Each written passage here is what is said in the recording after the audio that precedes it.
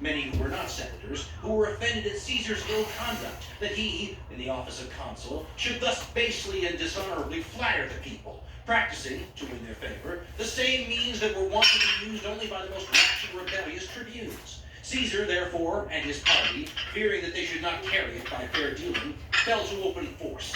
First, a basket of dung was thrown upon Bibulus as he was going to the forum, and then they set upon his lictors and broke their rods. At length, several darts were thrown and many men wounded, so that all who were against those laws fled out of the forum. The rest with what haste they could, and Cato, last of all, walking out slowly, often turning back and calling down vengeance upon them. End quote. So look at what's happening. When Caesar proposes these laws right after the election to the Senate, he has to arrest Cato to stop him from talking, and then he has to back down because he was going too far. So then he comes to the people and addresses it to the people. At one point, pointing to Bibulus and saying that you can have all these laws, he just has to agree to them. You know, and they're hooting and hollering at Bibulus, and he makes a fatal mistake, the same way that Cato had outmaneuvered Caesar and made him look like a tyrant.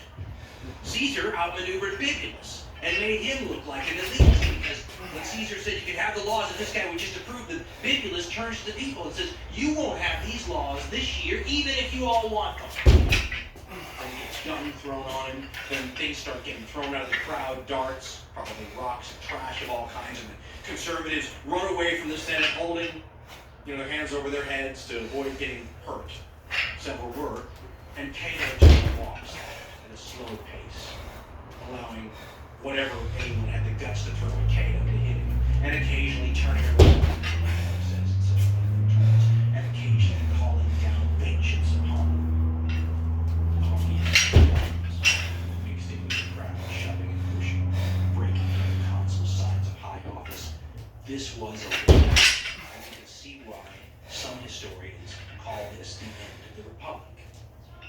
And the strong-arm tactics are apparent even in the legislation. For example, the recently passed land reform law that gives Pompey's veterans their land. That has a clause in it.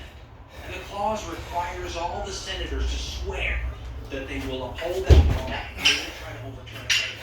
This is highly unusual. And with